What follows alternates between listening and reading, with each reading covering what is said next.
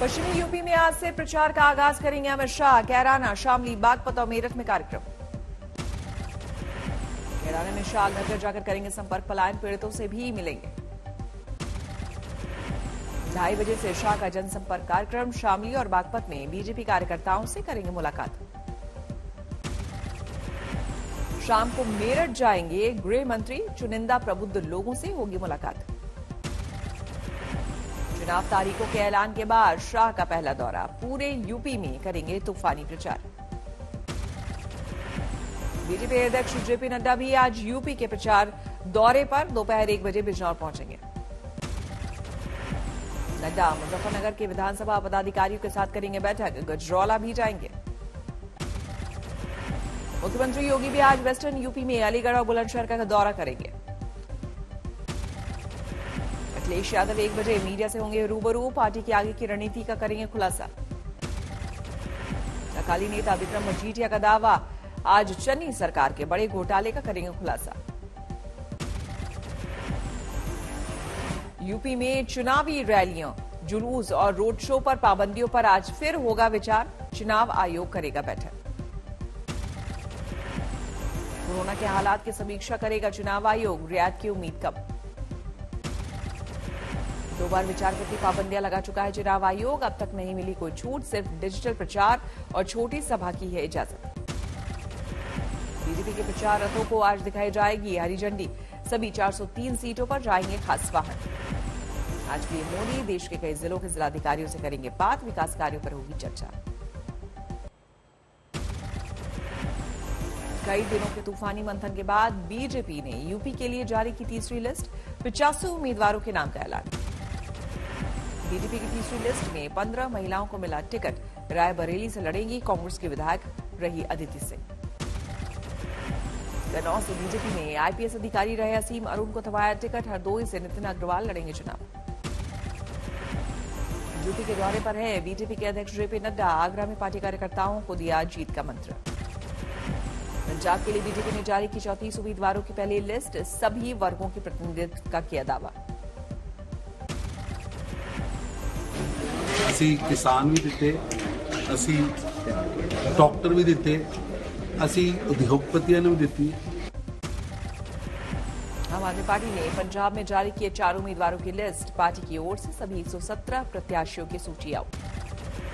पंजाब में अकाली दल ने फिर किया जीत का दावा, मुक्तसर में सुखबीर सिंह बादल ने आम आदमी पार्टी और कांग्रेस पर साधा निशाना।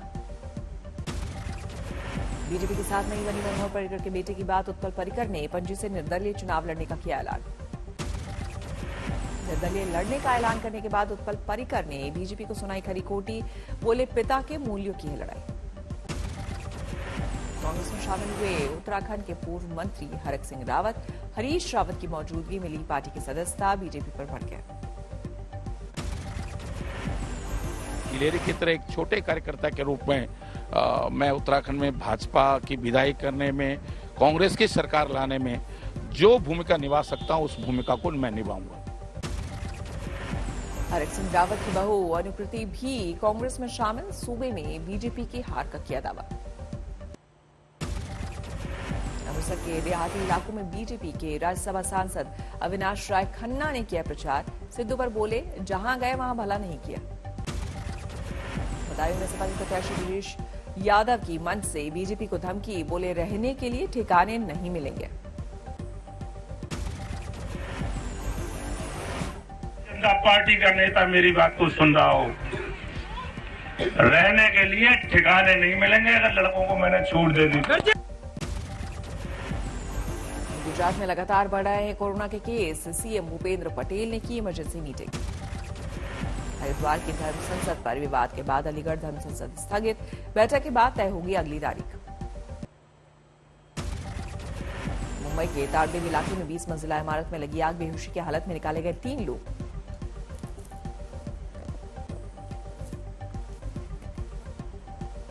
दमकल की 13 गाड़ियों ने किया रेस्क्यू,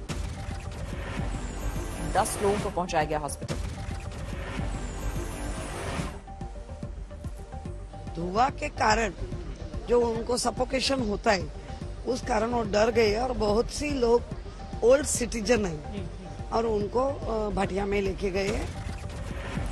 18वीं और 19वीं मंजिल पर लगी आग। दमकल की 13 गाड़ियों ने कड़ी मशक्कत के बाद पाया काबू। 20 मंजिला इमारत की खिड़कियों से निकलती दिखी आग की लपटें। हादसे से इमारत में हड़कंप। देश में तीसरी लहर का कहर जारी। पिछले 24 घंटे में सामने आए 3,37,000 से ज्यादा केस। देश में पिछले 24 घंटे में कोरोना से 488 लोगों की मौत। महाराष्ट्र में पिछले 24 घंटे में बढ़े 48,000 से ज्यादा कोरोना केस। कर्नाटक में भी कोरोना की तीसरी लहर का कहर जारी। 24 घंटे में 48,000 से ज्यादा नए केस सामने आए। केरल में 41,000 से ज्यादा और तमिलनाडु में 29,000 से ज्यादा नए कोरोना केस। दिल्ली में केजरीवाल सरकार को झटका। वीकेंड कर्फ्यू खत्म करने के प्रस्ताव को एलजी ने किया खारिज। दिल्ली में एलजी ने सीएम केजरीवाल की प्राइवेट दफ्तरों में 50% क्षमता के साथ कामकाज की सिफारिश मानी।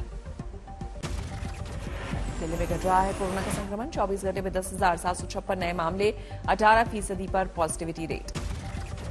कर्नाटक में खत्म की गई वीकेंड कर्फ्यू, लेकिन नाइट कर्फ्यू रहेगी जारी। 24 घंटे में 48,000 से ज्यादा नए मामले। देश विरोधी गतिविधियों को लेकर 35 यूट्यूब चैनल और कई सोशल मीडिया अकाउंट पर प्रतिबंध। फर्जी खबरें फैलाने के आरोप में सरकार का एक्शन। मुरादाबाद की कांट सीट से समाजवादी पार्टी के उम्मीदवार कमाल अख्तर ने उड़ाई कोरोना प्रोटोकॉल और आचार संहिता की धज्जियां। पत्रकारों को वीडियो बनाने से भी रोका। 12 में कोरोना गाइडलाइंस की उड़ी धज्जियां। रोक के बावजूद हुआ मेले का आयोजन। पश्चिम बंगाल के बीरभूम में वैक्सीनेशन सेंटर पर लगी लंबी कतार। आसनसोल पुलिस ने पति की हत्या के आरोप में पत्नी को किया गिरफ्तार। पकड़े गए 3 और मददगार। कोयम्बटूर में वन विभाग की टीम ने 3 साल के तेंदुए को एक गोदाम से किया रेस्क्यू। 5 दिनों बाद मिली कामयाबी। देश के तमाम हिस्सों से घने कोहरे ने बढ़ाई रेल यात्रियों की मुसीबत। 2 से 5 घंटे की देरी से चल रही ज्यादातर ट्रेनें। पश्चिमी उत्तर प्रदेश में भी कोहरे का कोहराम। सुबह के 10 बजे तक 100 मीटर होती है विजिबिलिटी। यूपी में घने कोहरे की वजह से रेलगाड़ियों की आवाजाही पर असर। दर्जनों ट्रेन रद्द। जयपुर में भी आज हुई बारिश। सुबह विजिबिलिटी रही बेहद कम। बारामती में सर्दी और घने कोहरे का सितम। लोगों की बड़ी मुश्किल। कानपुर में बस और ट्रक की टक्कर। हादसे में कई महिलाएं समेत 17 लोग घायल, कुछ की हालत गंभीर। एमपी छात्र संघ अध्यक्ष और अलीगढ़ विधानसभा से कांग्रेस उम्मीदवार सलमान इम्तियाज को निचली अदालत ने 6 महीने के लिए किया जिला बदर। पुलिस ने घर पर चिपकाया नोटिस। कांग्रेस उम्मीदवार सलमान को जिला बदर के फरमान के खिलाफ ऊपरी अदालत में याचिका देने की बात कही। आंध्र प्रदेश में कोरोना के कहर के बीच सरकारी कर्मचारी नाराज। 7 फरवरी से करेंगे हड़ताल।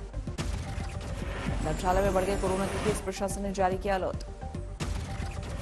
इंदौर में शराबी का ड्रामा। नशे में मोबाइल टावर पर चढ़ा। कई घंटे की मशक्कत के बाद उतारा गया। संगरूर में मलेरकोटला के कांग्रेस उम्मीदवार के पति का वीडियो वायरल। आम आदमी पार्टी वालों को पीटने की चेतावनी। मांगनेली में बदइंतजामी। गंगा के बढ़े पानी में डूबे टेंट। दिल्ली में कोरोना से लड़ने के लिए हाउसिंग सोसाइटी ने खुद किया इंतजाम। खुद का मेडिकल स्टोर और एम्बुलेंस तैयार किया। टोंक में सिपाही को अगवा करके बुरी तरह मारपीट। 4 आरोपी गिरफ्तार। जेएनयू में छेड़छाड़। पीड़ित छात्रा के लिए इंसाफ की आवाज तेज। छात्रों ने एक्शन के लिए थाने पर किया प्रदर्शन। राजस्थान में नीट परीक्षा में धांधली के खिलाफ शौर्य पदक विजेता का अनशन। पुलिस ने हालात बिगड़ने पर अस्पताल में कराया भर्ती। बाड़मेर में सरकारी कुएं में मिला कंकाल। अब तक नहीं हो पाई पहचान। इंदौर में स्पा सेंटर्स पर सख्ती। कराना होगा वेरिफिकेशन। स्पा सेंटर्स में मिले थे जिन्स फरोशी के मामले। कानपुर में पति के सामने प्रेमी ने की थी पति की हत्या। कत्ल के 6 दिन बाद पत्नी ने कबूल किया गुनाह। हनुमानगढ़ में एटीएम में लूट का खुलासा। एटीएम की सेवा देने वाली कंपनी का इंजीनियर 4 लाख की लूट के आरोप में गिरफ्तार। पटना में युवक के कत्ल की खबर निकली झूठी। बैलेंस बिगड़ने से खुद युवक गिरा था नाले में। दिन में 80 फीट गहरे कुएं से बरामद हुई 28 पेटी शराब। मिट्टी के नीचे दबा दी थी शराब। मुंबई में सोने की तस्करी में सूडानी नागरिक गिरफ्तार। पेस्ट की शक्ल में लाया था 75 लाख का सोना। औरंगाबाद में पत्थरों से मार मारकर युवक की नृशंस हत्या। आरोपी अब तक पकड़ से दूर। मुजफ्फरपुर में इंटरमीडिएट छात्रों के लिए वैक्सीनेशन अनिवार्य।